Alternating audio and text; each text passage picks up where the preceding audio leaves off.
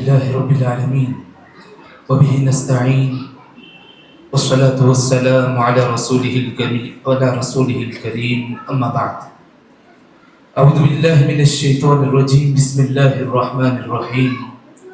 وقال الله تبارك وتعالى: يا أيها الذين آمنوا قوا أنفسكم وأهليكم نارا وقودها الناس والحجارة. معزز علماء اکرام، ذمہ داران مسجد الحق ڈی.جے ہلی بنگلور اور سامعین اعظام، پردہ نشین خواتین ملت اور عزیز طلبہ اور طالبات، آج بروز اتوار 16 فروری 2025 بمطابق 17 شعبان 1440 پر 7 ہجری مسجد الحق ڈی.جے ہلی بنگلور میں یہ خوبصورت اجلاس، بچوں کا سالانہ جلسہ، جو سال بھر یہاں دین کی تعلیم حاصل کرنے والے معصوم نونہال مستقبل کے داعی، مبلغ اور آنے والے زمانے کے دینی تعلیمات اور احکامات پر عمل کرنے والی یہ نئی نسل جن پر کام کیا جا رہا ہے، اللہ رب کریم ان کے اساتذہ کی قربانیوں کو قبول فرمائے. آمین. آمین تو بول سکتے ہیں نا. اللہ ان کے اساتذہ کی قربانیوں کو قبول فرمائے. اللہ رب کریم ان کے والدین کی قربانیوں کو قبول فرمائے. اللہ رب کریم ان نوجوان، ان نسل کو اور آنے والی امید فرداں کو رب کریم آنے والے فتنوں سے حفاظت فرمائے. آمین. میرے بھائیوں، اس اجلاس میں مجھے جو عنوان دیا گیا آپ کے سامنے واضح کر دوں. بہت دیر سے آپ لوگ سنتے ہوئے بیٹھے ہیں، لیکن میں امید کرتا ہوں کہ برداشت نہیں کر رہے تھے. کیوں؟ کیونکہ معصوم بچے اتنا خوبصورت سنا رہے تھے کہ میں خود پہنچا 7:15 7:30 بجے، اور اتنا خوبصورت لب و لہجے میں ماشاءاللہ بچہ توحید اور دیگر بچے سب ہر ایک نے اپنا کارنامہ ایسا انجام دیا کہ ہمیں تھوڑا بھی بور نہیں ہو رہا تھا. کسی کو ہو رہا تھا؟ ایک بچہ پڑھ کر جانے کے بعد، ایک بچی پڑھ کر جانے کے بعد دوسرا مائک پر نام لے رہے تھے شیخ، اور پھر وہ اپنا علمی مظاہرہ اور اپنی قابلیت لوگوں کی آنکھوں میں آنکھیں ڈال کر کے کہہ رہے تھے. اللہ رب کریم آنے والے زمانے میں ان بچوں کی حفاظت فرمائے، ان کے ایمان کی حفاظت فرمائے. آمین. میرے بھائیوں، میں بالخصوص اس موضوع پر، بچے ہمارے لیے جنت بھی اور ذریعہ جہنم بھی. یہ بچے اللہ کی بہت بڑی نعمت ہے. یہ نعمت ان لوگوں سے پوچھیں جو یہ نعمت عظمیٰ سے محروم ہیں. میں بالخصوص یہ جملے پر والدین سے متوجہ چاہتا ہوں، یہ نعمت کی قدر ان لوگوں سے پوچھیں جو اس نعمت سے محروم ہے. اللہ اکبر. یہ نعمت حاصل کرنے کے چکر میں ہسپتال، دوائیں، یہ دائرے پار کرتے ہوئے لوگ اپنے عقائد کی خرابی میں مبتلا ہو گئے. اللہ اکبر. اللہ حفاظت فرمائے. جب اللہ نے یہ نعمت اپنے گھروں میں عطا کی ہے تو اس نعمت کی حفاظت کی ذمہ داری کون کرنا ہے؟ وہی والدین. آپ کے علاوہ دنیا کا ہر فرد بطور معلم، مربی آپ کے بچے کا خیر خواہ ہوگا، لیکن اس نعمت کی حفاظت کی ذمہ داری آپ کو اٹھانی ہے. آپ اس کی حفاظت کی ذمہ داری آپ کو لینی ہے. کیوں؟ کیونکہ کل اللہ رب کریم میدان محشر میں آپ سے سوال کرے گا اس نعمت کے بارے میں. ہم مال کماتے ہیں، اس کے صرف کرنے کے تعلق سے کوشش کرتے ہیں کہ صحیح جگہ پر خرچ ہو. مال کماتے ہیں، کوشش کرتے ہیں صحیح جگہ سے آمدنی کا ذریعہ آئے. اور یہ بچے اللہ کی بہت بڑی نعمت اور اللہ کا بہت بڑا تحفہ، اگر ہم نے ضائع کر دیا کہ اللہ ہم سے نہیں پوچھے گا؟ پیارے نبی صلی اللہ علیہ وسلم کہتے ہیں لِكُلِّ مَسْئُولٌ عَنْ رَعِيَّتِهِ. ہر ذمہ دار شخص اپنے اہل خانے کے بارے میں پوچھا جائے گا. اللہ ہمیں اس احساس جواب دہی کے ساتھ زندگی گزارنے کی توفیق نصیب فرما. اللہ ہمیں اس احساس جواب دہی کے ساتھ جو میدان محشر میں ہم سے پوچھا جائے گا یا رب کریم ہمارے بچوں کے ایمان کی حفاظت کی فکر کرنے کی توفیق نصیب فرمائے۔ دیکھو یہ ایسی نعمت ہے جو لوگ اس نعمت سے محروم ہو گئے، جو لوگ اس نعمت سے محروم ہو گئے، کتنا بڑا نقصان ہے دیکھو ان لوگوں کے لیے۔ آپ کو معلوم مرنے کے بعد 3 چیزیں کام آتی ہیں۔ کتنی چیزیں؟ پیارے نبی صلی اللہ علیہ وسلم نے کہا اذا مات الانسان ينقطع عنه عمله، جب انسان مر جاتا ہے اس کے عمل کا سلسلہ کٹ ہو جاتا ہے، ختم ہو جاتا ہے، الا من 3، کتنی چیزیں باقی رہتی؟ 3 چیزوں کے ذریعے سے وہ اپنے آخرت کا توشہ تیار کرتا ہے موت کے بعد۔ 3 چیزوں میں سے تیسرا اور آخری کیا ہے معلوم؟ ولد صالح يدعو لہ، کیا ہے بولو؟ ولد صالح يدعو لہو، نیک اولاد والدین کے حق میں اگر دعا کرتا ہے، ماں باپ دنیا سے چلے بھی جائیں، اللہ رب کریم ان کے درجات میں بلندیاں کرتا رہے گا۔ اور میرے بھائیوں جو یہ نعمت سے محروم ہیں کتنی کوششیں کرتے ہیں، کم سے کم یہ 2 حدیث ہمارے سامنے اگر ہیں تو ہم سمجھیں گے کہ ہم اس نعمت کی قدر کر لیں گے انشاءاللہ، کم سے کم اس نعمت کی قدر کر لیں گے۔ اس نعمت کی قدر بھی کرتے ہیں۔ بہت سارے لوگ بولتے ہیں مولانا ہم کماتے کس لیے ہیں؟ بچوں کے لیے۔ محنت کرتے کس لیے؟ بچوں کے لیے۔ شیخ دن رات محنت کیوں کرتے ہیں؟ بچوں کے لیے۔ میرے بھائیوں بچوں کے لیے آپ محنت کرتے ہیں ٹھیک ہے، آپ کو معلوم ہونا چاہیے فتنوں کا زمانہ ہے، یہ فتنوں کا زمانہ ہے، آپ اس کی حفاظت نہیں کریں گے، اور نونہال معصوم کورے کاغذ ذہانت کی آپ حفاظت نہیں کریں گے، یہ فتنوں کا زمانہ ہے، شیطان انہیں اچک لے گا، نئے نئے فتنے انہیں اچک لیں گے، یہ قرب قیامت کا زمانہ ہے، آئے دن نئے فتنے نئے طریقے سے سر اٹھا رہے ہیں، یہ بچوں کے مستقبل اور بالخصوص ایمان کو تک خطرہ محسوس ہوتا ہے، ایمان کو تک خطرہ محسوس ہوتا ہے۔ تو لہذا اس کی حفاظت کی ذمہ داری والدین پر فرض عین ہے۔ حکم لے کر کے جاؤ، کیا ہے والدین پر؟ فرض ہے۔ اسکول میں ایڈمیشن کرا دیے، میں فرض سے دستبردار ہو گیا، مدرسے کو بھیج دیا، فرض سے دستبردار ہو گیا، نہیں،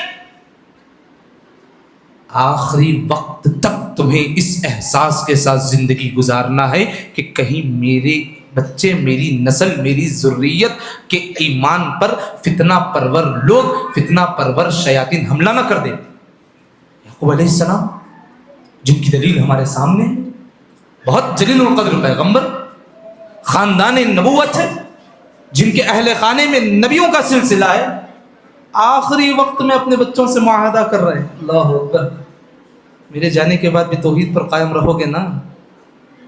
میرے جانے کے بعد بھی توحید پر استقامت کے ساتھ رہو گے نا؟ اور ہم یہ ہیں کہ ان فتنوں کے زمانے میں بہت مطمئن ہے کہ ہم اپنے بچوں کا داخلہ اسکول میں کرا دیا، مدرسے میں کرا دیا، ہم احساس جو ہے ذمہ داری سے دستبردار ہونے کی کوشش کرتے ہیں۔ یہ غلط ہے میرے بھائی، یاد رکھو موت تک یہ ذمہ داری آتی ہے، اور تم جو اپنے بچوں کی تربیت کر رہے ہو، یاد رکھو صرف جسمانی تربیت کرنا مقصود نہیں ہے، ذہنی، دینی، شرعی تربیت کرنا بہت ضروری ہے۔ کون کون سی؟ شرعی، دینی، ذہنی تربیت۔ آج اتنے فتنے پھیلے ہوئے ہیں کہ بچہ 16-17 سال کی عمر میں قدم رکھتا ہے، آئے دن وہ فتنوں کا شکار ہو جاتا ہے۔ اللہ اکبر، اللہ حفاظت فرمائے، اللہ ہمیں صحیح طور پر اپنی ذمہ داری ادا کرنے کی کوشش کرنے کی توفیق نصیب فرمائے۔ اور یاد رکھو میرے بھائی، نبی کریم صلی اللہ علیہ وسلم نے جو باتیں کہی ہیں، جب ان تمام باتوں کا ہم جائزہ لیتے ہیں، معلوم یہ ہوتا ہے کہ جو یہ معصوم بچے ہیں نا یہاں جو بیٹھے ہوئے ہیں، یہ بچیاں ہیں، یہ بچے ہیں، آپ اپنے رب کو راضی کر سکتے ہیں ماں باپ کو راضی کر کے۔ کس کو راضی کر کے؟ ماں باپ کو، ماں باپ کو راضی کر کے اپنے رب کو راضی کر سکتے ہیں۔ پیارے نبی صلی اللہ علیہ وسلم نے کہا رضا الرب فی رضا، حدیث ہے نا آپ کی حدیث کی کتاب میں، کیا ہے حدیث؟ رضا الرب فی رضا والدین، تو ماں باپ کو راضی کرو، خوش کرو۔ یاد رکھو ایک چھوٹا واقعہ ابن عمر، عبداللہ ابن عمر رضی اللہ عنہ کا، کس کا ہے؟ عبداللہ ابن عمر کا۔ 2 واقعے بولتا ہوں، ایک واقعہ یاد آیا، ایک اور بھی یاد آ گیا ان کے نام کے ساتھ، دونوں آپ کے سامنے رکھتا ہوں۔ دیکھو ایک مثال، دوسری مثال۔ عبداللہ ابن عمر رضی اللہ عنہ کے پاس ایک شخص آیا، آ کر کے کہنے لگا کہ میں نے اپنے باپ کو گھر سے باہر تک کر دیا. اس کو والد صاحب کو, میرے ابو کو گھر سے باہر کر دیا. کیوں؟ کیونکہ میرے ابو میری بیوی سے بہت جھگڑتے ہیں. سسر اور بہو کا جو ہے بہت لڑائیاں ہوتی تھی. ابن عمر رضی اللہ عنہ کہتے ہیں کیا تو نہیں چاہتا کہ اللہ تجھ سے راضی ہو جائے؟ بدو کہتا ہے کیوں نہیں, میں چاہتا ہوں میرا رب راضی ہو جائے.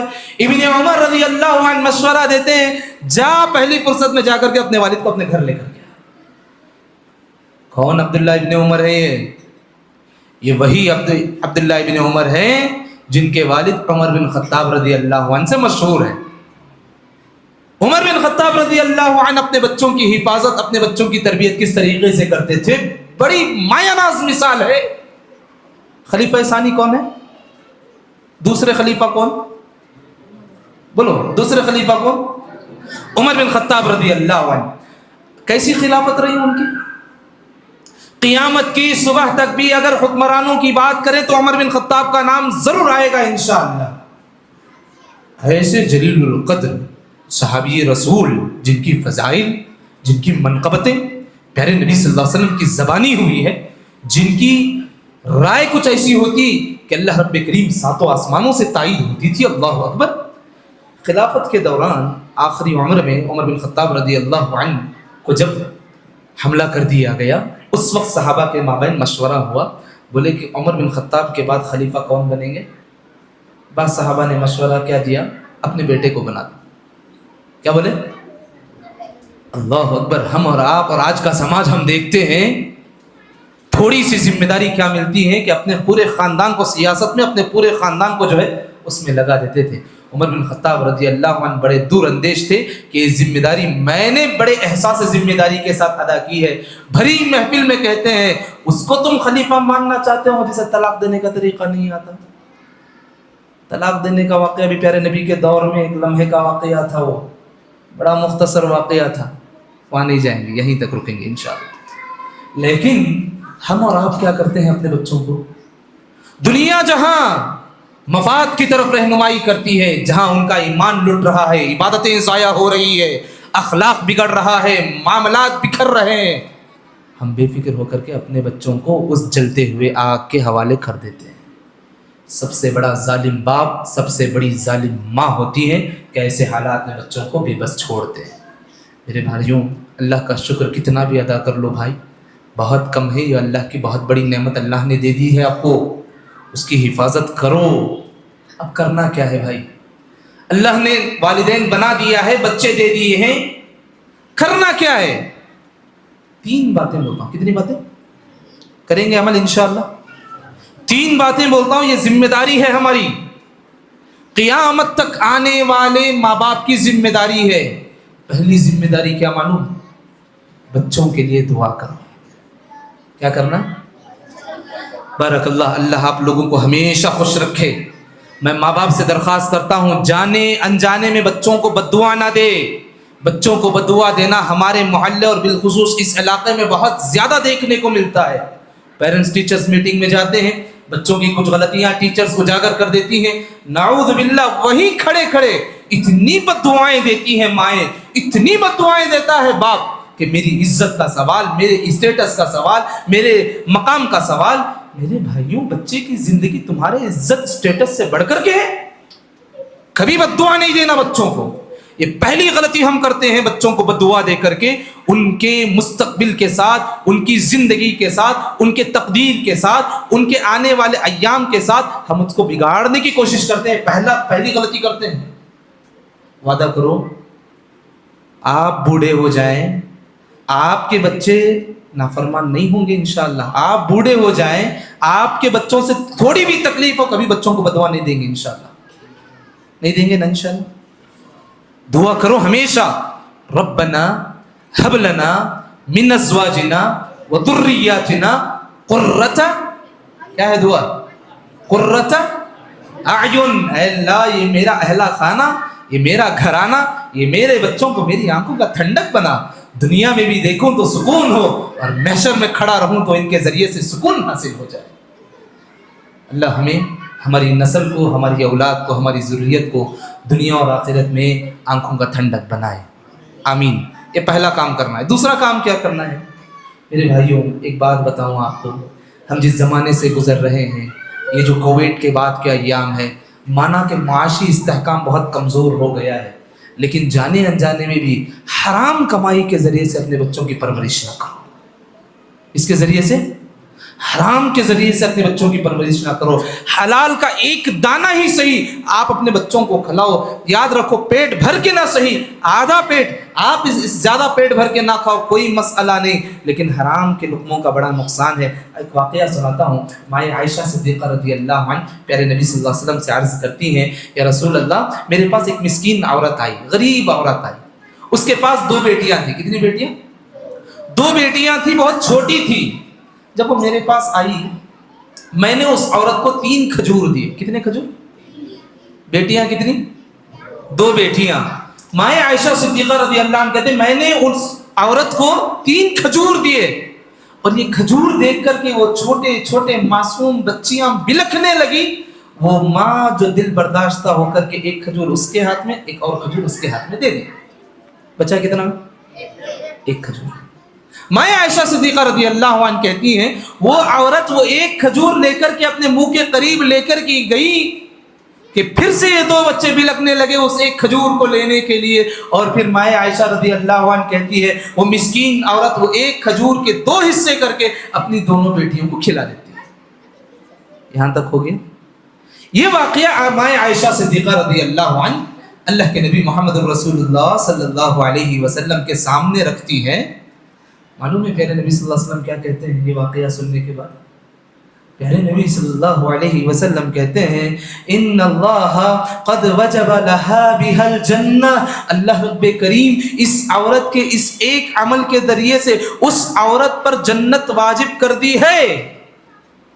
اللہ اکبر، کتنا بڑا کام تھا جی۔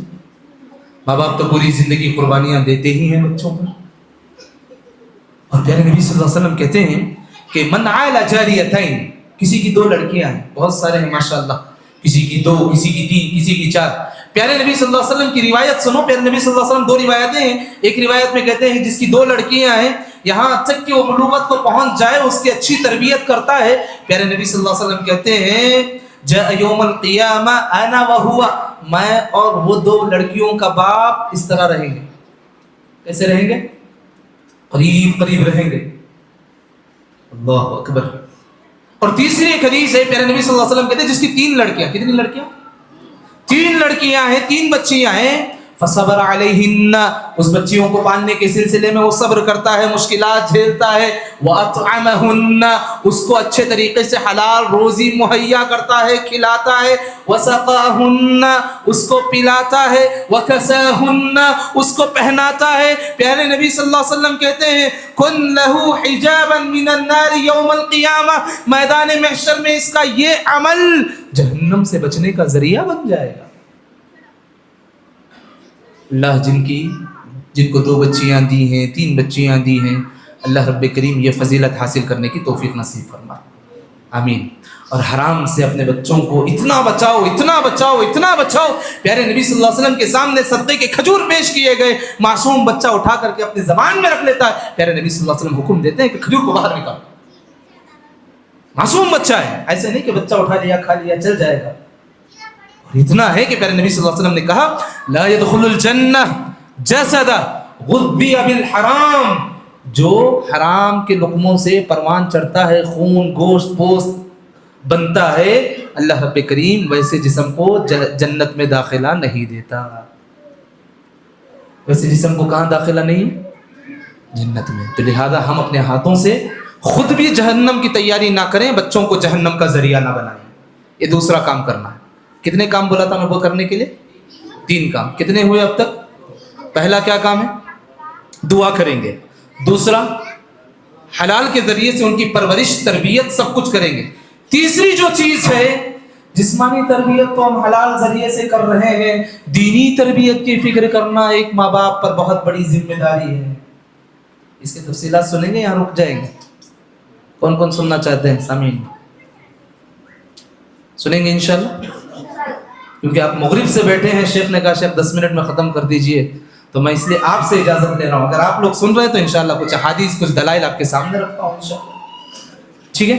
تیسری جو چیز ہے دینی تربیت کرنا ان بچوں کی.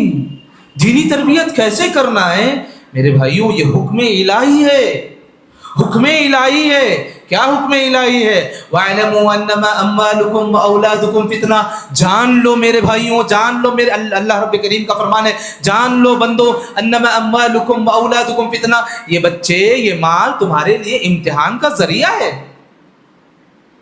تمہیں امتحان لیا جاتا ہے کہ کہیں ان کی تربیت اور پال پوسنے کے چکر میں تم کہیں دین فراموش تو نہیں بن جاؤ گے، اپنے دین کا سودا تو نہیں کر بیٹھو گے. میرے بھائیوں، اپنے بچوں کی دینی تربیت کے لیے ماں باپ پر ضروری ہے وہ خود دیندار بنے. وہ خود کیا بنے؟ دیندار بنے. اور یاد رکھو، ایک جملہ کہتا ہوں آپ کے سامنے، غور سے جملہ لے کر کے جانا.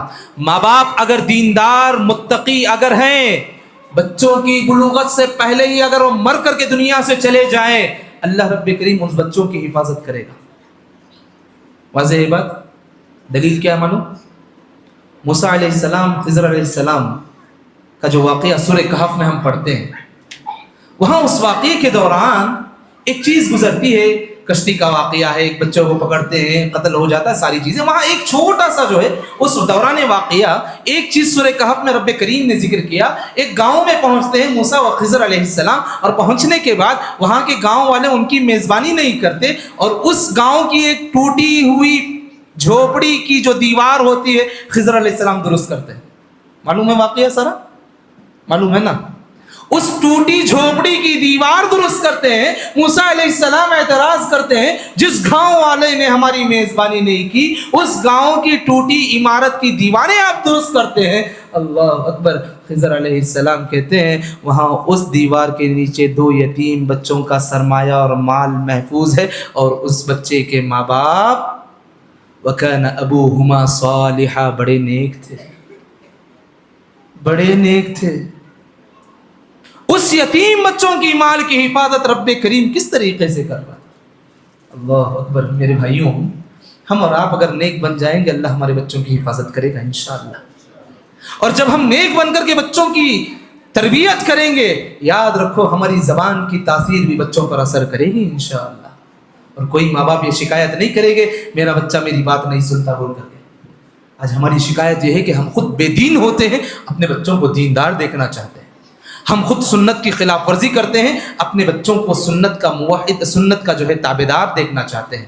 ہم خود احکام الہی اور فرائض میں کوتاہی کرتے ہیں، اور ہمارا آرزو اور ہماری آرزو خواہش یہ ہوتی ہے کہ ہمارا بچہ پہلی صف کا مصلی بن جائے.